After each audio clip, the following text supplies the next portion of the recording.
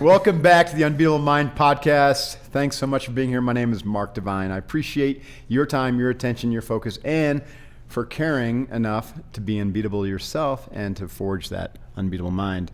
My guest today is J.R. Martinez, a former Army 104th Airborne operator. Yeah.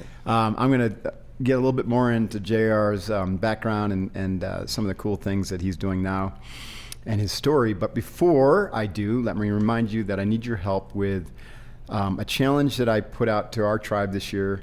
You might be doing it, so thank you if you are, but it's the Burpees for Vets Challenge. I challenged the tribe to do 22 million burpees this year. Oh, wow. And I'm doing them with them. Of course, couldn't do it alone. I had the idea back in December when I was doing like a 30-day personal challenge of 200 a day, and I didn't want to stop. And so I said, what can I do? How can I make this real? How can I like challenge myself but bring other people in? So I said, you know what? 22 vets a day are committing suicide. Post-traumatic stress. Yeah, I mean, something you and I can talk a little bit more about. It's insidious, right? And the VA system hasn't really helped at all. Right. As well-intentioned as those guys are. Right. So what's happened is this like little cottage industry of nonprofits, and I know you're involved in this too, and I am. So I started a foundation called Courage Foundation so I could do my part because I felt so helpless because right. These guys and girls need help, and there are solutions. There's some good solutions. Yoga, breath control, right. Teaming, getting back and feeling like you're part of a team again, having another mission, Yeah. There's so many ways that you can possibly help someone out of that darkness. So anyways, back to the challenge. So I said, you know what? Everybody can do burpees. Most everybody. Whew. They suck. Yeah. We can suffer a little bit for them. They suffer for Absolutely. us. So 22 million burpees. I said, if I do 100,000, I just need 219 other people to do 100,000 burpees with me. That's insane. Is that why I'm here? Yeah, I just recruited you, dude. Is that why I'm here? I just had lunch. So this is our spot. Put a right mat here. down, just in case. I actually did that to Joe DeSana on a podcast. I said, dude, we got to get our burpees in. And we did. We cranked out like. Did you really? A few hundred of them. Oh my gosh, that's so awesome. I do 300 a day. I have, a couple hundred people, close to a couple hundred people have joined me in the challenge. We're at 11 million. Wow. We've raised close to $200,000. Our goal was 250, and we're going to hit 22 million. Wow.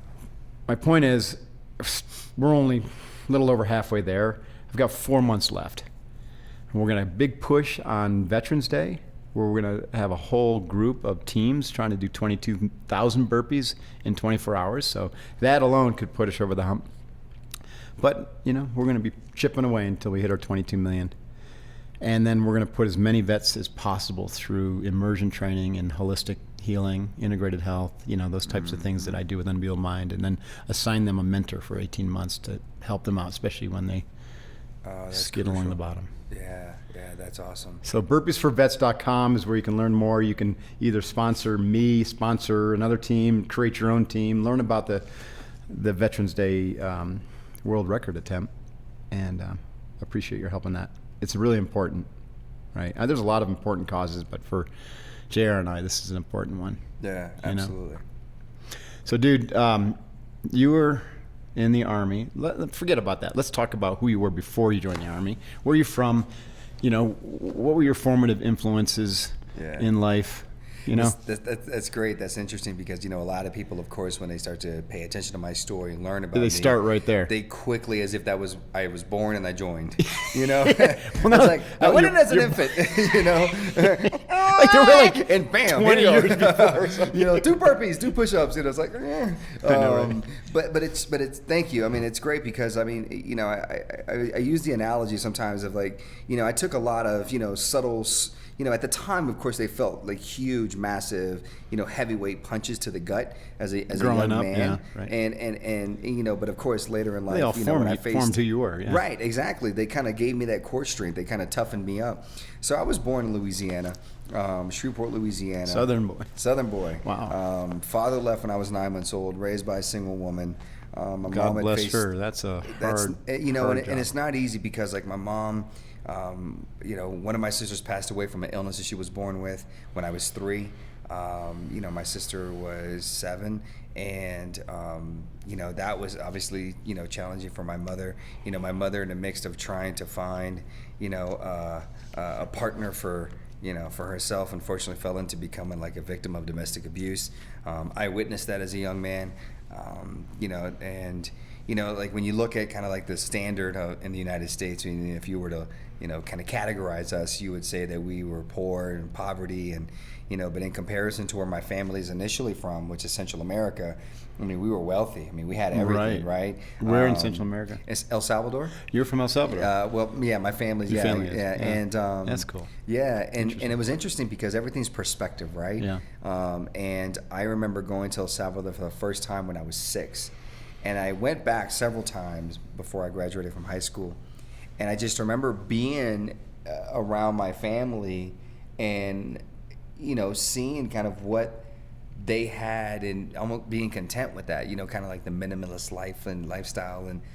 And so what I did is it gave me a deeper appreciation for what we have in this country. Oh my God! Even though if I was our poorest in this country are my God, exactly, but people don't see it that way. Right. And just we're rich just in simply the ability for, as a young kid, to be able to go to school, right, and to receive an education. When in so many places in the world that is a luxury, right. And so that gave me a different perspective of life.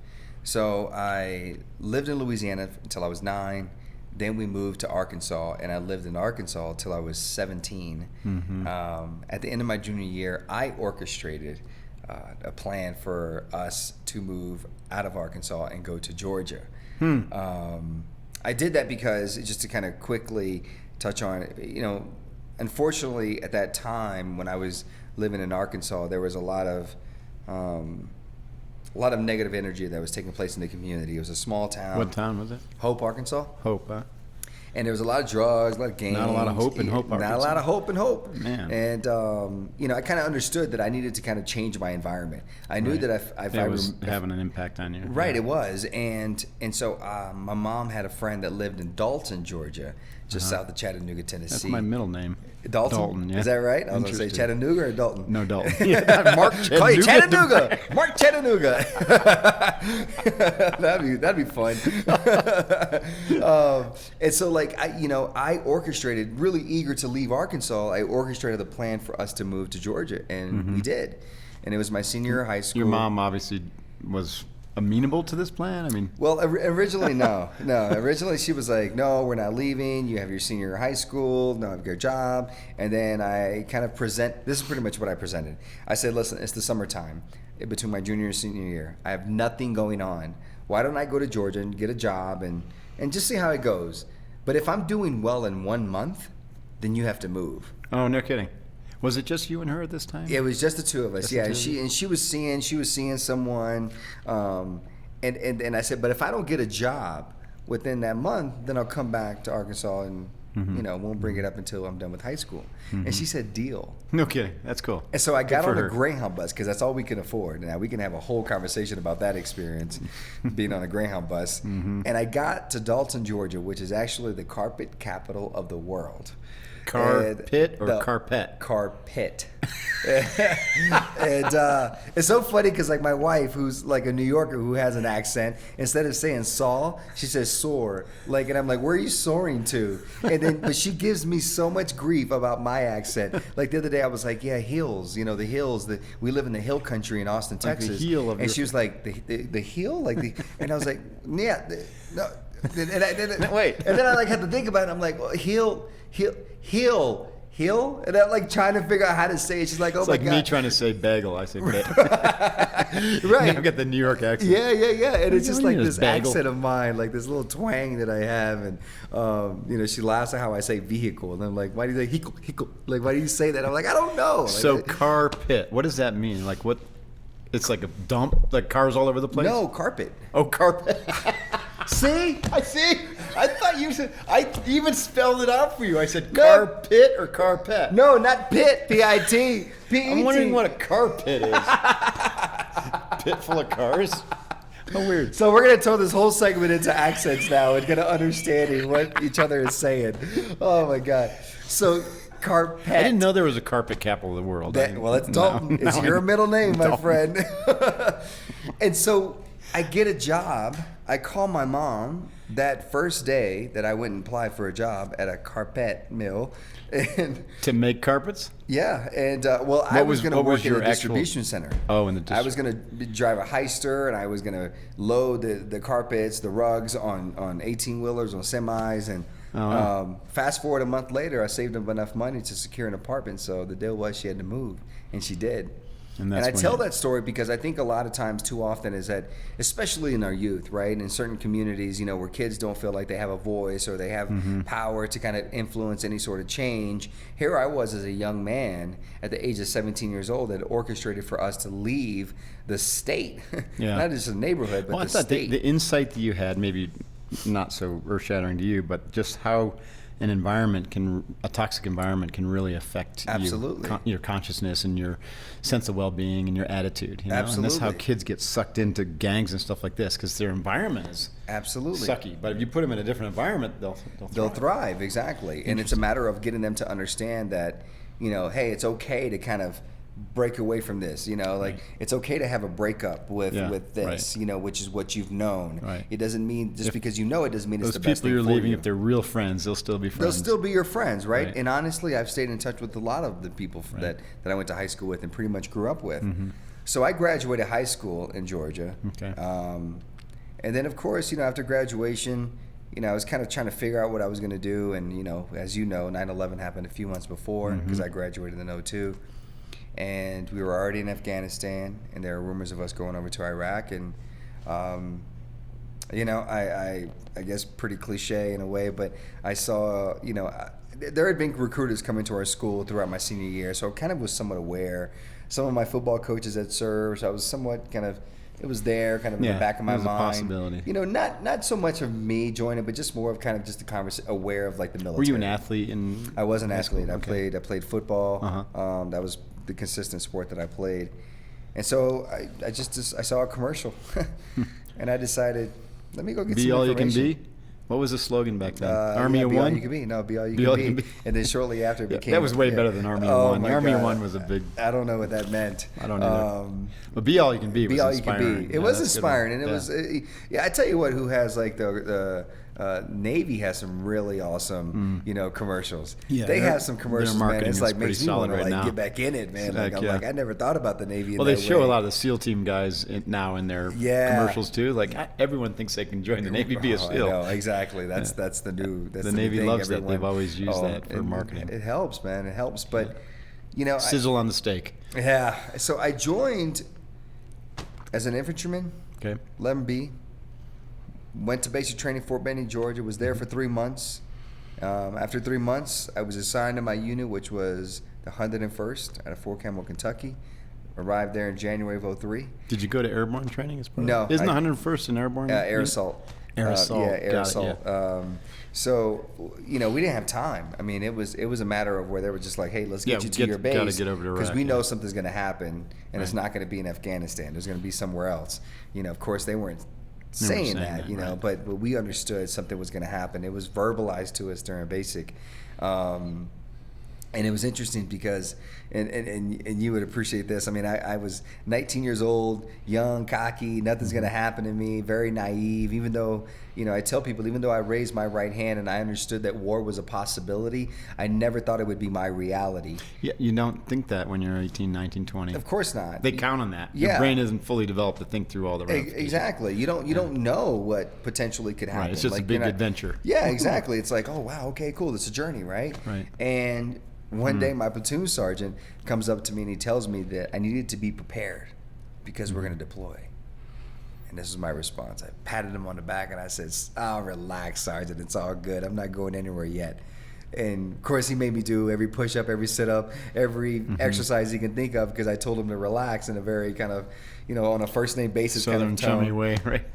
But honestly, it was just me trying to, it was like I was just naive. I didn't think it was going to happen. Right. And sure enough, 2 months later, I was on a plane with the rest of the unit heading over to the Middle East in March of 2003, a few weeks before the war started in Iraq. And, you know, and it was like, here we go. Where'd you go? What base? So we were, of course, we were originally in Kuwait, right? In Kuwait's. So you were part of the initial thrust to go into. Yes, sir. And we were kind of on the border waiting. And it's interesting because I met up with a buddy of mine who I served with, and I said, "Hey, man, it's like, what were those areas called?"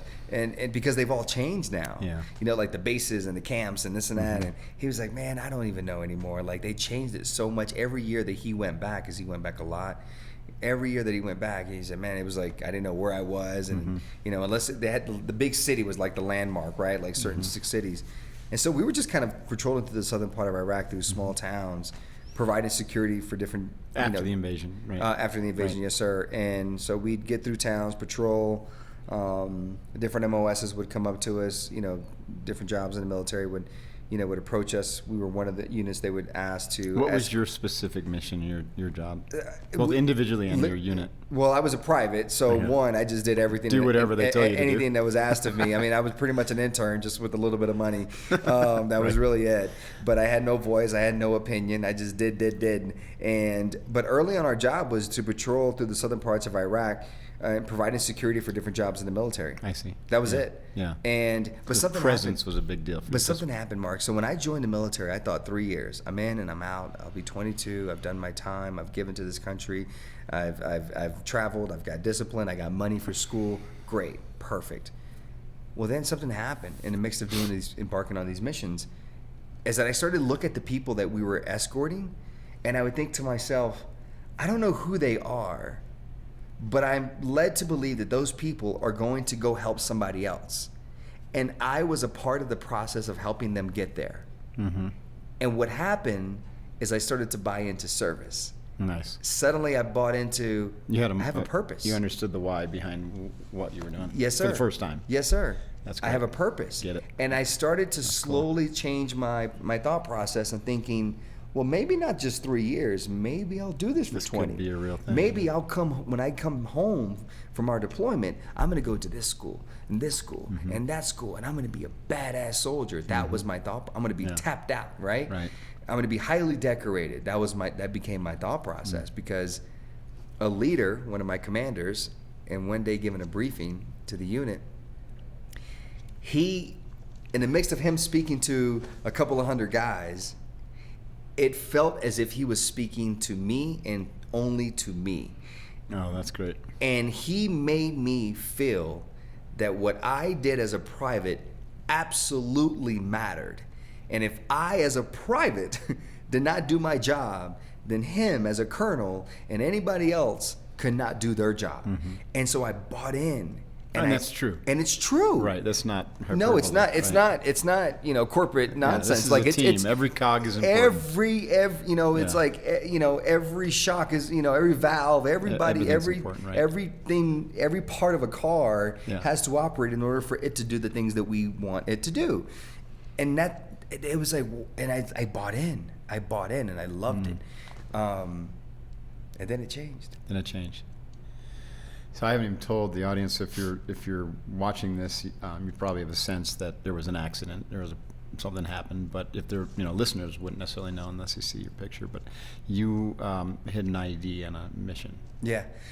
And that was wow. Yeah. Just tell us about that. So here I was, escorting this convoy, driving this Humvee, passenger, gentleman sitting behind him.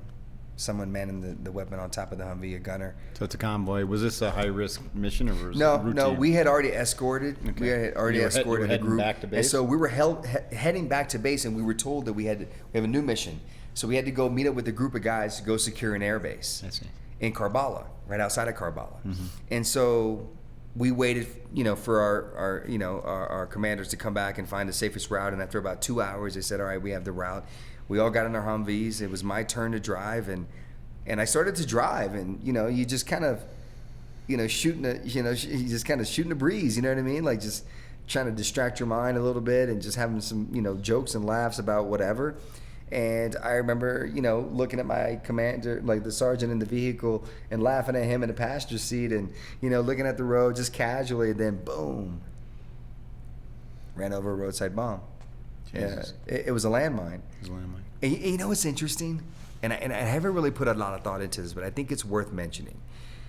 In all of the training that I went through leading up to my deployment, I was never afraid, and I can honestly tell you this, like I didn't think it was going to happen to me, but I was like, well, I'm kind of not afraid if I were to get shot. I'm not afraid if I got into hand-to-hand combat. I'm not like the one thing that I was terrified of, getting blown up, was a landmine. Yeah. Oh, that's horrible. I know. Me too.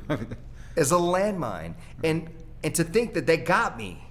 And I think that there's something to that. It's like the mind has a tremendous power. Like if you allow something to ultimately kind of seep into your thought process, like it might actually happen. It might become the thing, right? Like if you give it that much power and attention, and you don't figure out a way to kind of navigate through that fear, it becomes the thing that ultimately kind of controls you and almost kind of eliminates you, right? Even in war, you're saying we might be able to create our own realities. Yeah, that's what I feel like I did. Interesting. In a lot of ways, and I know we'll get to that. But I was trapped inside of the Humvee, immediately exploded. The other 3 guys thrown out of the vehicle. Was your Humvee up armored? No, that was before. Yeah. That was after. The up armor came up after. They didn't start up armoring until 2004. 2004, and then they started doing the V. So we didn't have that, and within a matter of seconds, this Humvee was engulfed in flames. Oh, and I think it's worth mentioning, because people, and I think this dynamic's really, really great in the sense of where I think people, that are watching right now or even listening, when they think of veterans, they think of individuals like myself. And the reason I say that is because they think of people that have the visible wounds. Right. They think of people that have burns and have scars like myself, or amputees, or or have lost their vision, or have a service dog, something visible that they can actually see. Small percentage. But then exactly. But then I look at you and look at what you've done, and I'm sure there's something that exists. I'm sure there was something that existed, but you don't see it. But there's more of you out there that are dealing with that internal wound than there is of me navigating through this space. You know what I mean? Yeah. And I think it's important for people like myself who have the platform and people's attention, because people are curious about this. It's important to say, yes, this is what happened to me, but let's not lose sight of this individual.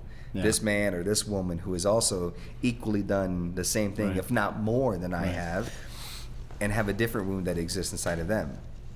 And the reason I say that is because those 3 individuals that were thrown out of the vehicle, they didn't physically have to go through what I went through. So the 3 other passengers were thrown out of the vehicle. And they didn't have burns or anything like that? My sergeant sitting in the passenger seat, he had a little bit of shrapnel in his hand. They took it out. That's unbelievable. They were like miraculously saved, and then you were trapped in the car. And it's interesting because somebody said, and I don't know the science behind this or the data, or I don't know the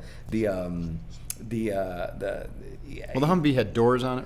It had doors on it, and somebody said something to me, and they used to work for, where they used to crane like or a one crash of those. dummy, like they tested these cars and see how they would respond in a car accident. And they said something interesting to me. One guy said something interesting. He said, it's interesting that a lot of people think that if somebody were to hit you, like if you're driving, they hit you on the driver's side, that naturally they're going to push you to the passenger side.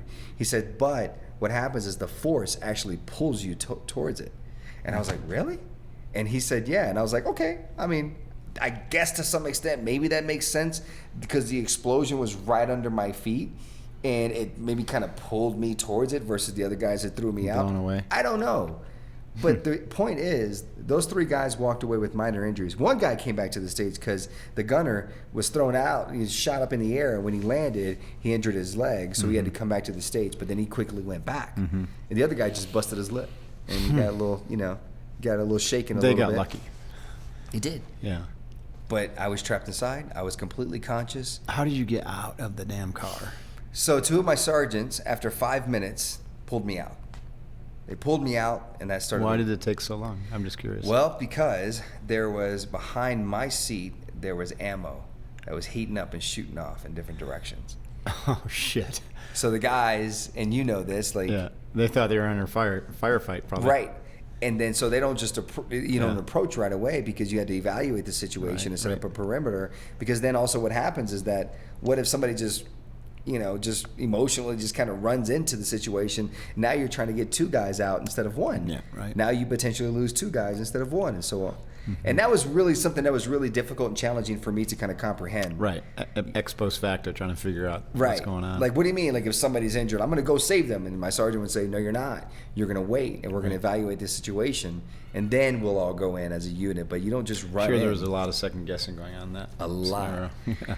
And so that's why it took 5 So minutes. you, besides the burns, you got burned on how much of your body? 34% of my body was 34%. burned. Okay. And it consisted of my head, my face, my arms, my hands, my back, my legs. So was the fire my in ass. front of you, like the engine compartment, or underneath you? It was pretty much the whole Humvee. Yeah, it was. I'm having a struggling time just thinking how you even survived that. I'm glad you did, by the way. Yeah. Obviously. It's interesting because, again, the mind, right? Like, the mind has this tremendous power. I was completely conscious the whole time that I was trapped inside of the Humvee. And I was screaming and yelling, which I felt at the top of my lungs. Get me the F out of here. Help, help. Right. And it was hard for me to yell. And in between every single yell, I was, because I had broken ribs. I couldn't and really you're get air. breathing that, and I'm breathing that the heat smoke. and the smoke. And, Which was doing even more damage. Right. And it was interesting because it was like, there would be you're trapped times when with my eyes would get heavy and be on the verge of closing. Don't close them, yeah. And I would think in my mind, I was like, I would lose hope. I would like, these guys aren't going to come get me. Because, of course, to me, it felt like I was in there longer than 5 minutes. And then I would think 5 to myself, minutes is like forever in oh a my situation God. like that. Especially when you're going through, like a burn. Were you like trying to fire. get out? I mean, were you still strapped in? I couldn't. I was still strapped in. I was pinned. I couldn't move. You couldn't move. I couldn't move at all. And I remember thinking in my mind, if I close my eyes, that's it. Just exactly what you said. Right. And I would fight to open my eyes and continue that cycle of help, help. Just because I had to make myself believe, psych myself out to believe somebody's going to come. And 5 minutes later, they came. There may not be hope in Arkansas, but there's hope in your mind there. There's hope in Iraq. There's hope in Iraq. It's funny because Hope, Arkansas is actually the birthplace of President Clinton. Oh, is that right? And so years later, I got a chance to meet him. And when I met him, I said, hey, I actually grew up in Hope, Arkansas. And he was like, oh, that's great.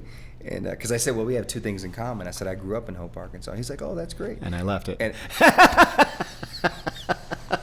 I said, I left and never went back just like you. He didn't think that was funny. He kind of chuckled and kind of turned away. I was like, come on, man, that was funny. Funny. But sometimes I don't realize, I'm not. That's why I wouldn't be a good comedian. Like, I would just use every joke everywhere, not realize my audience. I would just throw it out there. It's like when I lived in LA, when I would do these events, people would they would read my bio and introducing me. And Mark, I tell you, they would read it as if they were reading my eulogy. And I'm standing next to the stage like, I'm hey, right here. I'm actually Hello. here. I'm actually coming up right after you. I'm like, I'm still alive. And so, to try to lighten it up a little bit, I'd come on stage and I would say, yeah, I've had, 30 some odd surgeries, at that time, 30 some odd surgeries. But haven't all of us in the room had plastic surgeries? Dead quiet. But if I went to San Diego, or if I up here in Lake Tahoe, or if I said that joke anywhere else outside of LA, everybody laughs. But in LA, they didn't laugh. I didn't know my audience. Hurts, right? Yeah. It's like, wait, it's a secret now? I'm not sure. Help me, coach me along So this. most of your recovery was for the burns. Yes, most of my recovery was for the burns because, with the burn in the skin, it constantly contracts. Right. So, my hands initially were like this, the claws. Really? And so they had to do a lot of splints, a lot of occupational therapy just to get it Just to get this your place of range of motion. But That's amazing. Your hands look great. They look great. Yeah. But the challenge that I still face, even like right now while I'm holding my hands up, I feel it, but you wouldn't know it. Yeah. Is that right here, this graft, this is web spacing, you'll have this scar that'll still raise, and what that does, it limits my range of motion. Yeah. So for example, like this right now, I feel like a tightness. So that's skin from somewhere else in your body? So that's skin, yes. They did this in 2013. Mm-hmm. It was at the point where it was so tight, it was starting to be like this, and I couldn't, to grab something, it was harder. Mm-hmm. So I'd start to have to grab things Constantly like having this. to do occupational So I'm therapy. constantly, Not occupational, but honestly, physical myself is just, I'm probably the only guy that walks around with lotion, and I'm always putting lotion on because it helps kind of the scars and kind of soften it up totally. and loosen it up, So the majority of it was just trying to get that range of motion back, and then obviously trying to, from a reconstructive standpoint, just kind of, so the left side, for those of you who can see, is obviously the worst part that was burned on my face, and it went all the way down to the top of my chest. But you can see now that it's scar, and then drastically it just stops and there's good skin. Well, this is skin from my chest. Is that right? So my chest wasn't burned. So what they did is they gave me a tissue expander, which is pretty much a breast implant, and they put it under my left side. And once a week for 3 or 4 months, depending on the doctor's discretion, they injected. There's a port, and they inject it with saline, which is salt water. Inject it. And at the conclusion of 3 or 4 months, as you can imagine, I had a boob. I had a boob job. Wow, you had a boob job. I had a boob job. It was, bonus. and I tell you, it was great, man. And it was like I had it.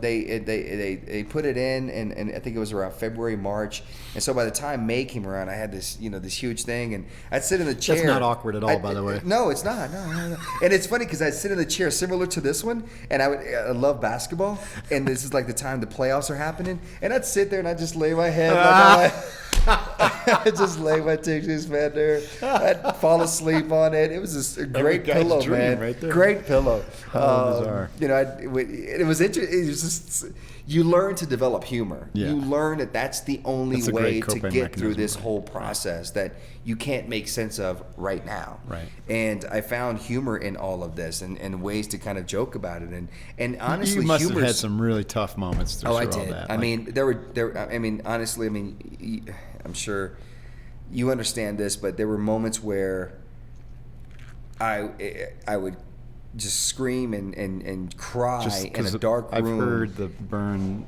patient. I mean, it's just one of the most painful things you can imagine. For burn survivors, if they remember the incident that caused the trauma, they will tell you that's not the most painful part of the whole process. No. Right. It's going to the shower when you're in the recovery process. So imagine what the skin does for our body. But when we don't have it, they still have to take us to the shower and scrub and clean. And you don't have the skin protecting you. Exactly. The skin is the barrier to the outside world. And so then suddenly now you're hitting nerves and everything. So imagine the pain and the sensitivity that one would feel. Sure, of course. And no pain medication is going to completely eliminate that. It's going to numb it and dull it to some extent, but it's still there. And every burn survivor will tell you that part of it is the most difficult part of the whole process. You could take the toughest dude the toughest person that's here at the Spartan race, to a baby in that put him in that situation, and you can hear the screams and yells from down the hall. You don't even have to be in the same room. I mean, that's how challenging it is. And I mean, there's a lot of people that have PTS from that. And I saw a lot of civilians come to Brooke Army Medical Center in San Antonio that developed a lot of this, because of the trauma that they experienced, and they didn't like it. They never wanted to set foot in that facility again. They never, like the fear. I mean, it's interesting how when I hear the conversation about PTS, people tend to, what we don't understand, we label it, and then we kind of what we do in our house with our household items. Right. We put it in a box, we label it, and then we kind of push it away because we don't know what to do with it. And that's what we do with our veterans. We label it and we say PTS, we don't know what to do with this, so we just put them in a corner. When, the reality is, we need to spend time listening and getting to understand those individuals. But more importantly, let's understand that it's not just exclusively for veterans. No. Everybody suffers from some form of I would PTS. say that a good chunk of people have some element of stress because it's trauma. You go through trauma. Everybody Life is about goes through some trauma. Everybody has some sort of trauma. So dealing with trauma is really, it's not always as painful as what you had to deal with. Right. But to them and to their own experience, it's painful. It's painful, right? And fair enough. And so I spent almost 3 years in the hospital just trying to navigate. What helped you get through that critical period? Like, what helped you get through? I don't know how to... Friends, faith, family. There's not just one thing. And I think... Your mom was still around? My mom was still around. My mom one day told me... Did she camp out of the hospital for you? My mom told me one day, have faith. That something good is, going to come. Believe on the other end of this. And try to be positive. That's all she said to me. And I tried it, and things became manageable. And I think there were a lot of things. I think I had to kind of mentally trick myself to believe, okay, I had to have these conversations with myself and say, when I would have these moments of being in my room, in this dark room, and I would cry and I would just be so angry, all alone, clench angry. my Why teeth, did this happen to me? So grinding my teeth and just so angry, and I couldn't do anything about it. And in the midst of all of that, I would then connect with myself. Right. And I would be present in that moment and that feeling, and I would think to myself, this can't be it. Like, the life isn't this cruel. Well, it's just going to give this to me and this is it. Like, yeah, there's a reason this there's is happening. something else. And after a few minutes, I would literally, like, I would tell myself that, and I would say, walk out of that door, out of my apartment, out of my barracks room. Mm-hmm. And that's literally what I would do. I would kind of wipe it off and just walk out. And just by walking out, I ran into someone, distracted me, someone shared something with me. And I've learned, like, for me, like, I tend to be pretty, I don't think there's any accidents, right? Mm-hmm. I believe there's no such thing as coincidences. I believe everything happens for a reason, but it's up to us to actually see it and interpret it and accept it in that form. Yeah. And I can't tell you how many times there have been, I mean, even the other day, here's an example, because I can't think of what happened 15, 14 years ago. But the other day, I was traveling home. I just did a speaking engagement. I was traveling home, and I was back in Austin, and I was pulling out of the parking garage and pull up to the booth to pay. And I'd had like a moment where, you know, I'd kind of had a moment where I just kind of was like, some thoughts were kind of seeping into my head, and thoughts about, and I'll be just completely honest with you, like, you know, the relationship with my mother and I isn't the best. You know, it took my mother 10 years after I was injured to put a picture of me the way I look now up in the house. Oh, interesting. And so she had never had closure, and she was constantly in denial. She wasn't processing that. But she never dealt with the loss of her previous child. She never dealt with the trauma she experienced. So you throw this trauma on top of it, it's all going to spiral down. She was taking it personally, like something. And then she was being punished. Exactly. Right. And then who she associated that with was me, of course, because I was the one that pushed to join the military. So then the blame came to me. And I'm saying, well, wait a minute, I'm the one living through this. Like, I'm the one that every day has to show my face to the world and deal with the looks. And I had to finally come to an understanding of you know, as the only son and the youngest, and I love my mother dearly, I had to, in the midst of me trying so hard, I had to finally come to the conclusion, and honestly, through therapy and through doing that work, understand that I can't do anything. No, it's up to her. It's her. Yeah. And I've presented the alternatives that'll help her get to that place that helped me and helped a lot of people if you're willing to do the work, and she has pushed it back. And so I've said to myself, I have to put boundaries up. And it's unfortunate because to think, and I never thought in my wildest dreams I would ever say that about my mother, who has done so much for me and always been there for me. But unfortunately, all that is seeping into... It doesn't mean you don't love her. It doesn't mean I don't love her. Is an act of love. I love her so much, and I think about her every day. So this is what I was thinking about. Yeah, and that's. I just had a moment, like I miss my mom. We don't talk as much. We don't have this sort of conversation, and it bothered me. And I get up to the booth, and the lady at the booth says, an older lady, Asian, like I don't know exactly, but she says to me, she said, "Did you serve?" And I said, "Yes, ma'am, I did." And she says, "Thank you for your service." And I said, I appreciate that. Thank you very much for saying that. And she puts her hand out to shake my hand. And I'm in my car, and I reach up, and she grabs my hand, and she turns it, and she says, "Wow." And she's rubbing my scars. And she says, "Can I pray for you?" And I said, "Yeah." Why not? Right? Yeah, let's do that. So she didn't say a word. She just closed her eyes, and she did her thing. I don't know what she said.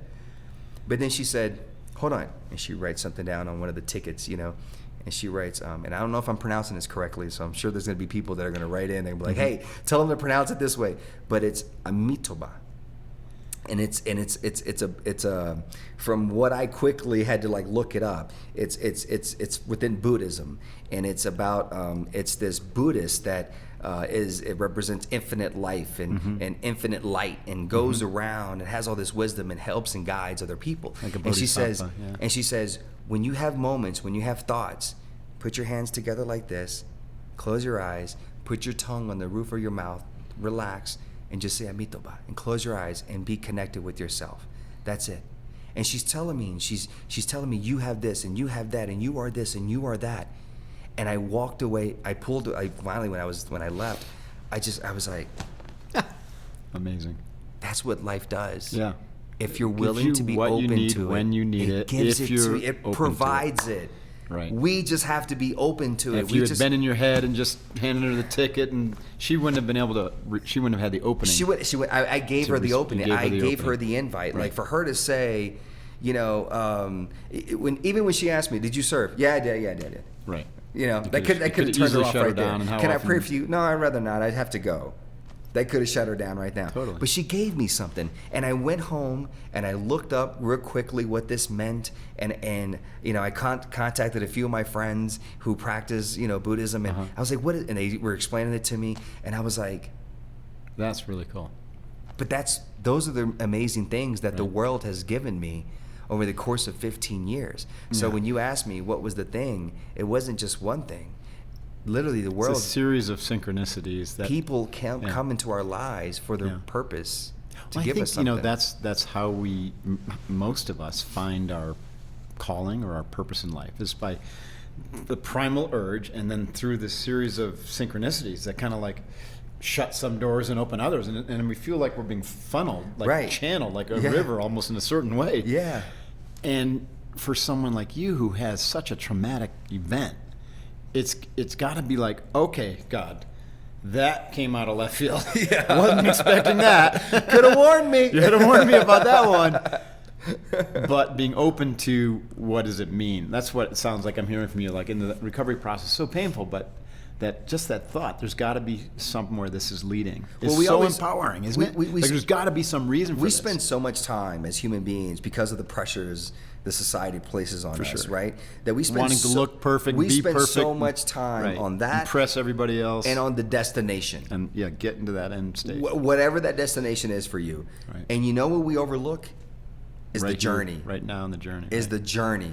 You know, all of us have done the exercise where you take a sheet of paper and you write out, you know, your 5-year plan, your 10-year plan, your 20-year plan, and between there's this space. Right. And we ignore that space. The space is the most important and that's the part. Body right there, man. That's where all the nutrients are, the food is, all the stuff that gives us the strength that we need to get to the 10-year mark and into the 20-year mark. I'll just share this with you because I talk about this a lot with my clients. It's a concept that my Zen master put out at one of our lectures. You know, so we used to, every Thursday night, this is before I joined the SEALs.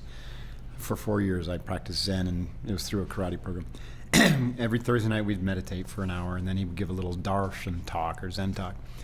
And one of them was, he put the kanji characters and then he wrote in English what it meant. And it was 1 day, 1 lifetime. And then he goes on to talk about what that means. But, for a warrior, it's clear what that means. Right. Right? Every day is a lifetime, is an opportunity for a lifetime of learning, a lifetime of experiences. But also, every day might be your last. So pay attention. Right. Pay attention. You want it to be miraculous. You want it to be special, right? That's great because people ask me all the time, like, what? They're like, Jared, we feel such passion. And I was like, yeah, you know why? Because God granted me, blessed me with a second chance at life. Right. Like, yeah. But not all of us get that. Not all of us get that. So and it's imagine if you could live as if you were living your second So if chance. you and I, just as, you and I who are here, who have been through what we've been through and have experienced what we've experienced, and we've learned a lot through those experiences, if we can share that with them, right, and hopefully pass something on to people while they're still in their first chance to maybe kind of pay attention and kind of change something, one small tweak. You might avoid needing to get you pain avoid to the getting chance. to the point of when that day comes. Yeah, I agree. That other people aren't saying, man, he wish he would have done that. I know. No, they did it. The regret is the worst thing. The regret is the worst thing, man. I think that you're onto something, and I agree with you, because I think that one of the reasons I started the 50-hour Kokoro camp thing that we have is because I have this belief that if you bring the challenge to yourself, then and to learn the lessons that life has for you, then the challenge will just dissipate, and you won't have to experience it in a painful way. It's so great, man, because I when I said earlier that I created this, it's because I have understood and I have learned that in the mix of me not being able to control a lot, and I spent a lot of time trying to, I had to understand and learn I can't control those things. I can control my attitude and how I show up today in this very moment. That's all you can control. And that's all you can control. Right. And that in itself will then suddenly start to dictate and spiral and open up other Changes opportunities. everything. And so if as soon as you give up trying to control the things you can't control, oh my God, your life changes. It's like you feel so much lighter. Exactly. You feel so much freer. Yeah, you're freedom. Like, wow, that's ultimate freedom. It's like happy hour, baby. Like, here we go. It's great, man. And I think that was that's the thing. Where I tell people all the time is like, I challenged myself and I placed myself in so many uncomfortable positions that when something comes into my life, I'm like, it's fine. Yeah. Something that I didn't create, like challenge or change that I didn't create, right. I'm like, it's fine. I got it. It's okay. I'll get through it. Right. Because I've already done so much and I've proven it to myself. I initiated so much of the change. Change isn't bad if you're willing to adapt. The key is, are you willing to adapt? Are you willing to try to re-identify yourself and do the work to find out what your new identity is? Right. Change is an opportunity to change the story about your life. Right. Every major situation is just an opportunity to change your story the and to mind strengthen is so yourself. much, man. Yeah. And we have to be willing to do the work, and we have to do the work when we're addressing the mind. We have to do the work with the right people that understand and nurture us and challenge us and yet support us. I mean, let me tell you a big key component that I try to spend a lot of time talking about, because I think it's crucial. People get caught up in thinking about, as we talked about earlier, the blast and the explosion and my recovery and how I get through this on a daily basis. 2006, I got out of the Army. I went out into the world thinking I was going to be this motivational speaker. Everybody was going to book me. It didn't happen that way. Everyone put me in a box and said I was a veteran. That's it. That's all I can talk about. I became very resentful. I became very angry. I, in a lot of ways, was reckless. I was of age, I was drinking, and I was just angry. My best friend, who is 17 years older than I am, did 20 years in the Air Force. And he and I both were kind of in this nonprofit space, kind of helping veterans, right? Yet, I was needing help. We were at an event in Indianapolis one night, and a bunch of veterans in the car. I'm in the very back of the SUV. My best friend's driving. Somebody says something in the SUV, and I kind of snap at them. And I was just this bitter, just unpleasant kid to be around. And my friend Dan, he says, "Hey, Gerard, leave him alone, lay off." And I just lashed out at him, and I was like, "You want to fight?" This guy's 6'5", 275 pounds. And you saw how I'm 5'9", I'm 190. Like, there's no way I had a shot. But you know what he did? He didn't engage. We went back to the hotel. Everyone got out, went into the room, into the hotel, and he said, "Stay here." And he said, "Sit in the passenger seat." And he was in the driver's seat. And he said, "Cry." And I was like, "What?" And he said, "Cry." And he kept saying it. And it's like he hypnotized me. And I started to cry. And he said, "Man, you got so much pain and so much built up inside of you. Cry, cry, cry." And we had this really long 2.5 hour discussion in the middle of Indianapolis. I don't even know where we were. And you had never met this guy before? No. I'd worked with him in a nonprofit previously. Yeah. But here's the interesting dynamic. So prior to that interaction, he would always end the conversation and say, "I love you." And I said, "All right, I'll talk to you later." Yeah. After that at night, you were able to say the next day, I was like, "I love you," before he said it. The reason I say that is because it's important for us to be able to, and I want to target men, because I think men have a tendency at times to think from an ego perspective. They can't say that. We can't show emotion. We can't cry. Totally. We can't be that vulnerable. And it's like, no. Holds a lot of people back. The weakness is actually not going to that place. Weakness is actually not dealing with it. It's not a sign of weakness if you don't deal with it. It's the opposite. Right. And so I was able to go to that place in a safe zone with that gentleman who is now my best friend. And it changed everything. That's cool. Yeah, I love that. Do the work. Yeah. And I tell you what, almost every day of my life, I try to hold myself accountable. I look at myself and I say, why am I doing this? Why did I do that? Why did I say this? Why did I act that way? Whether it's being pissed off in traffic or whatever it is, like, I'm always trying to kind of look at myself and be honest with myself and be open to the constructive criticism that you, Mark, and the world is going to give me. That's great. Spend time, right? Like, that's where the work is.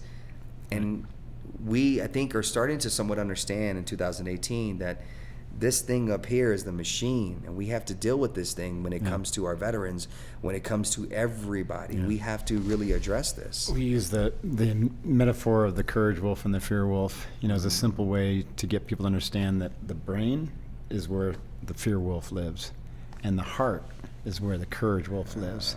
And the wolf that wins is the one you feed. And so by surrendering to a feeling and being able to tell another guy, hey, buddy, I love you, thanks for your help, doesn't, there's nothing weird about that once you open up to right. You know what I mean? Right. And it's so like, cool. dude, I love you for what you do. Yeah. I'm okay to say that. I'm okay. I'm That's comfortable. Feeding the courage wolf. And I'm okay with you saying that to me. Right. You know of what course. I mean? And But it takes a few iterations to get comfortable with that. Right. In the SEAL teams, we're big huggers. Right. People are like big tough guys, and we're like, yeah. We're a bunch of teddy bears, and we're together. Exactly. Yeah. And it's great though, because it's like once you do this a couple of times, once you're vulnerable once, and you see the reward that comes from that, then it becomes a little bit easier on every occasion to be vulnerable. And that's what I mean by feeding the courage wolf. You literally are opening up your heart. And your heart is part of your brain, or you're part of your mind. Right. Not the brain up here, but the heart is literally neurological processing power, which is more powerful in the brain in terms of its ability to connect and emote and energy transfer. Right. They've done studies on that. Yeah. And so if if listeners could begin to understand that this up here behind this hard shield is just one aspect of your mind. Yeah. Your heart's another important aspect. Yeah. Your belly's an important aspect. The enteric nervous system, your peripheral, everything. Yeah. I mentioned this earlier. I have this belief that the body is your mind. Body even extends beyond, or the mind extends beyond the confines of your body. Right. This is how we can have such synchronicity in the world, because we're interacting, we're influencing at an energetic level what's happening around us through our thoughts, but not just up here with the fear wolf, here as well. I love that, man. So I love what how you're a living example of that. Like you were embodying that. You had to go through the fire, literally, to get to that, though. And I think in many ways I still am, right? Yeah. I think no day is a perfect day, really. Of course not. Every day is one day, one life. Right. I'm still doing work. Ups and downs. I tell people I have to practice positivity every day. Yeah. And it's something that it just isn't. It's not a one-time payment. Part of it's because the brain is kind of wired to look for obstacles, to look for the bad, to prevent or avoid danger, and so it's constantly negative. And then it's being fed a constant barrage of negativity through media, through social, through other people, through traffic, through whatever. And so it's hard for people We're to all be here positive, to help genuinely. other people, Yeah. But we have to really buy into that. How we truly all can really help We're each all other. connected. We're all interdependent. We all have our unique reason for being here, but it doesn't mean we can't. We are coexist. separate from other people. Yeah. Right? That's a huge message for people these days. Like, we have to end the feeling of separation. Yeah, right. It has this division and The division and and I think we've lost the art of agree to disagree. Sure. Right. I can disagree with you on something, Absolutely. but it doesn't mean that I'm not going to listen to why you're, saying what you're saying or doing what you're doing and still love you, and be like, okay, well, let's talk. I don't agree how you're going about it. But I respect your opinion. I respect it, and I'm willing to at least listen, and I agree with what you're really trying to say. And I think that we have lost the art of being able to say, I agree to disagree, but I'm still going to be here, and I'm still going to, it's like we all want to have people on our team that just get us. And that's great, but you also need people on your team that get you, but also going to challenge you. Right. Oh my gosh. We're so quick to I want people, like-minded people. And it's like, well, find some people that also are going to like-minded, that's fine, but challenge you as well. Like-minded in the ability to challenge each other. And that you're going to be open to that. Right. That criticism, that feedback that's going to come.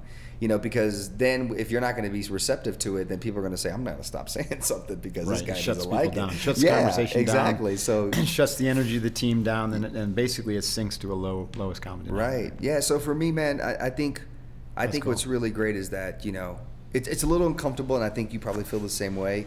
But it's uncomfortable when people, you know, kind of put me on a pedestal and put me in this position and say all these great things, and I'm like, no, I'm not comfortable with that either. What makes, Jeff would know. I'm always talking about this. What like, makes me more special don't put me than on a you or pedestal. anybody else? The fact that I was on TV creates all this other fuzz and clout, you know? I was like, no, at the end of the day, I am trying to survive just like everybody else. And I think for me, it's about how do we use our platforms that we have, that we serve created others, to help them, to serve others, to help them, for them to find their own voice on their own platforms. Right. You know, and I think that's what, at the end of the day, aside from all of this, I think that's the one thing that I want, is I want my daughter, who's now 6, but I want her when she's older to say that my dad, like, you know, his legacy and all he wanted to do is help empower people and help, you know, save people and get people to like live and not just be content with being alive, but actually live. I mean, I watched that Mr. Rogers documentary on a flight the other day, and I'm sitting there bawling. I'm sitting there like, you know, just boohooing over Mr. Rogers. Right, he's all about service. Yeah, and I just thought like, kids, and it inspired me, man. And I was just like, I want my daughter one day. That's what I want her to see in me. I want not the dancing, not the entertainment stuff, not that I spoke at this event and that event, like not the amount of money. Like I don't care. That's not what it's about. Yeah. What I did for other people. That's cool. That's what I want. What's up, you know, besides more of that? Like what is like really interesting you these days? Are you going to do more TV? Or are you going to focus more on your speaking? So I do a lot of the speaking. You know, I'm actually 2 years ago I decided to go to school, go to college, and oh really? Yeah, and I just again wanted to, because you didn't have a chance to finish that up. No, I never started. Oh, you never started. I never started, and I wanted to actually go and good for you, grow and learn and challenge myself. So I'm actually in my junior year right now. Right. So I've been 2.5 years deep into this, man. Are you going to like? Is it a campus thing? So yeah, so I so you get to interact with the other students. I get to interact with 18, 19, 20-year-olds. Brilliant. And awesome. I tell you, that is probably the best part of this whole thing. Gym for them to because have that well, you know, it's also a gym for me to be amongst these individuals, because we hear so much about millennials, right? Millennials, and they're this way. And yes, there's some truth to that, and I get it. But I'm in a room with these kids, you know, and I'm like, these kids know what they're talking about. There's some smart. These kids this are generation really connected. Coming in through school right now. Like and honestly, this is what I do. So my legal name is Jose Rene Martinez. Okay. And so I decided to go by JR when I was a junior in high school. I mean, a senior in high school, not junior, but Jose Rene, JR. And it was, you know, and it was my way of creating my own identity. Right. And it was great until I lived in Dallas, and everybody used to walk up to me like, "Who shot you?" And I was like, This was a bomb. Like, this wasn't a bullet. Like, bullets don't do this. I was so confused. And then they told me the Dallas show. Right. And but when I go to school, I am Jose Martinez. Okay. I sit in the back of the room. I really don't say much, and I literally just listen and take it all in. And I tell you what, man, I walk out of there and I'm like, oh, that's interesting perspective. Right. I never would have thought about it that way. Oh, you know, like I'm learning from, you know, we got a problem in the sense of where, like, a lot of people, and I see this in corporate America, and I'm sure you probably do too, where you have someone who has been in a position for so long, and then you have someone new that comes in with a kind of innovative way of doing something, maybe a more efficient way of doing it, and they just reject it, and they're just like, no, and it's like, well, wait a minute, we can all kind of work in conjunction here. Yeah. Like, we can all kind of figure out a way to kind of make. But in a sense, a lot of entrepreneurism starts that way, because people are like, I can't do this in the corporate structure. Yeah, you know? Absolutely. So exactly, they venture off and they do their own thing. Exactly. Put the old company out of business. So I'm doing the school thing on campus. You know, some semesters I'm able to do it on campus because I know I'll be there every Monday or every Wednesday or whatever. Sometimes I have to go online. I'm doing the speaking thing, and now I'm kind of getting back into like the entertainment industry, where I'm kind of getting back out to LA and meeting with my agents and talking about opportunities that exist. And I think the reason what really pushed me, and it was almost like a blessing in disguise, was I was running into a lot of like roadblocks in the entertainment industry where, you know, I just come off of Dancing with the Stars and I won and I was all over the world and I couldn't walk, you know, around because, you know, everyone recognized me. That show gave me so much. attention and publicity and which can expand your reach. Yeah, absolutely. Yeah. But then when it came to like trying to do other opportunities in the entertainment industry, people were saying, well, you know, you don't have the look and, you know, the scars, and then we have to tell that story. And I was like, why? Why do we have to spend time telling that story? I mean, I don't get it. You know, I don't really come from that world. So in my mind, I'm like, why? Like, why can't it just be based on the talent? If I'm there and I'm doing and I'm talented and I'm telling the story, like, what does it matter that I have this? Let them, as the viewer, do the work and figure it out and Google me or whatever. And so dealing with that frustration and lack of opportunity, because a lack of people wanting to be innovative in that space and try to think outside the box, I just said the hell with it, and I just decided to go to school, which has honestly been an amazing feat. But now I'm kind of like, you know, I kind of want to see what's out there now. I kind of want to revisit it's changing really fast with Netflix and Amazon and Apple and everyone getting into that business. Yeah, they're coming out with a lot of creative shows, right? You know, and a lot of interesting programming. Yeah, I see how that would be. And so now an opportunity for you. I'm interested, like I tell you, an interesting dynamic that that my daughter and my wife, you know, kind of geared me towards is, you know, my wife continued this tradition that her mother had with her, that she used to read to her every night. And then when my wife was of age, you know, she was able to read books on her own. She was always reading. I didn't have that. And so since our daughter was born, we were reading to her. Yeah. And in the mix of me reading to her, like I'm a big kid, and I start creating these characters and these voices, and I start, and it's like a show that I put on, you know, and my wife will come up during story time just to kind of hear the story of the show. And so my wife, who also worked in the entertainment industry, was like, you should really look into voiceovers. So I'm now kind of working with a coach of kind of doing voiceover work and just seeing if there's a way, another platform where I can kind of just. That's pretty cool. Yeah, it's fun, man. It's really fun to kind of to understand, you know, like we understand a form of communication is obviously verbal, right? Like our tone and everything. And it's really interesting to kind of understand this right here and the power that it has and what it can do. This is interesting, but I think that's a really, really cool talent. Yeah. And you should definitely follow up on that, because I can see you succeeding in that. Yeah. I just started, where I'm going with this, I just about a year ago, maybe not even a year ago, but 9 months ago, started listening to audiobooks. I don't know why it took me so long. And I've always loved sci-fi movies. And so I was like flipping through. I was like, you know, I was first getting like all the stuff that I read anyways with books. Right. Like all the human performance stuff. And I love reading about yoga and philosophy and spirituality. I got stacks and stacks of books, you know, I'm catching up on. So I first started listening to those in audiobook, and they were all putting me to sleep. For some reason, I'm better turning the page and reflecting on stuff for that. Right. So I said, well, maybe I'll do this sci-fi book. And I got this sci-fi, and it was read by, I don't remember the name of the author, so I apologize to him now. Right. But I remember the name of the reader, R.C. Bray. Right? And R.C. Bray made the book come alive for me. Like, every single character had a different personality. Different voice, different personality, male, female, young, old, all by one dude who was reading the book. Yeah. And now he's well known in this really weird niche of sci-fi audiobooks. That's cool. And that's interesting. Like, and because his voice and the way the authors can write make it come alive so that I can see in my mind what's happening almost better than what I'm seeing on TV, which happens too fast. Right.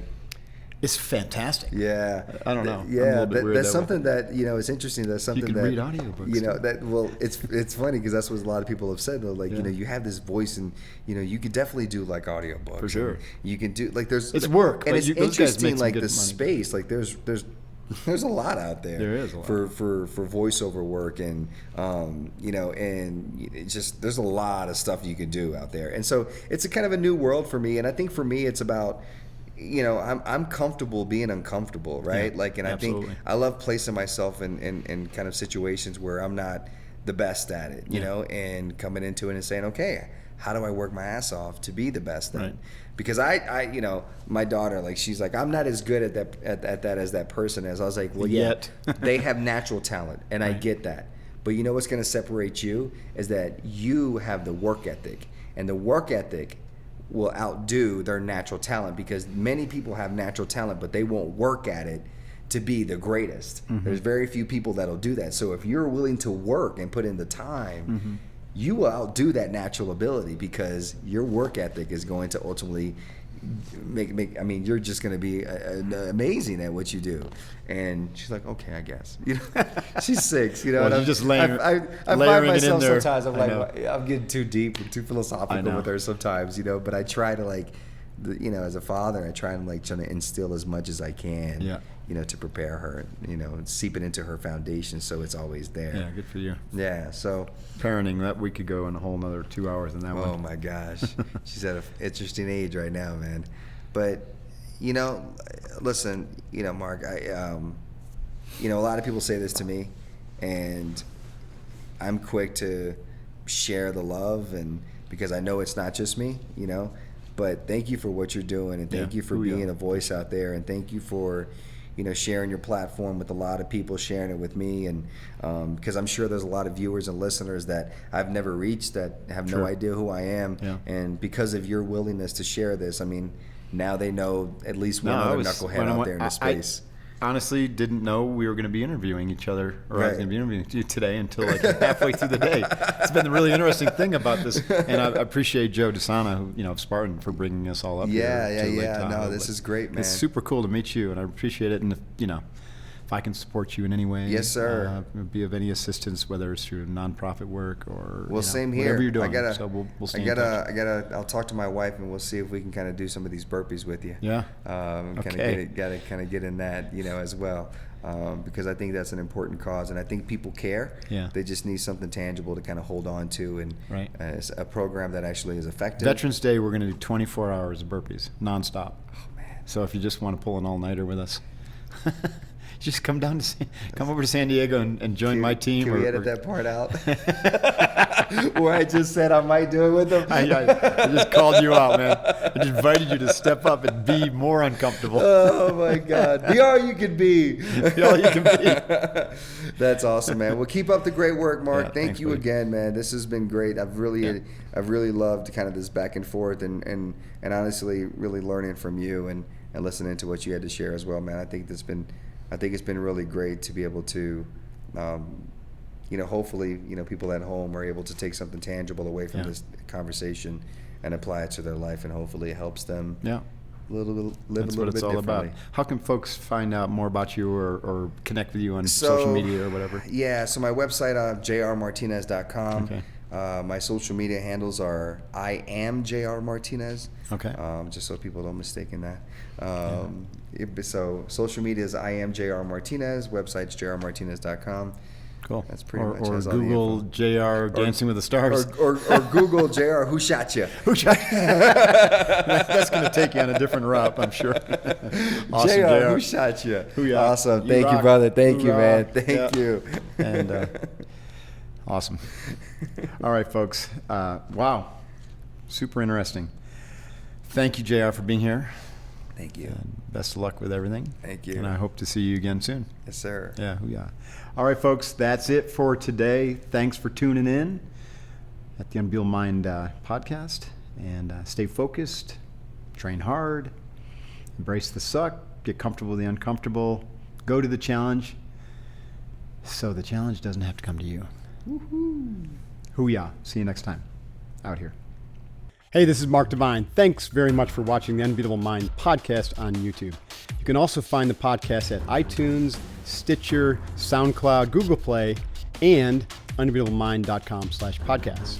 Be sure to check out the new episode released every week. Hoo-yah.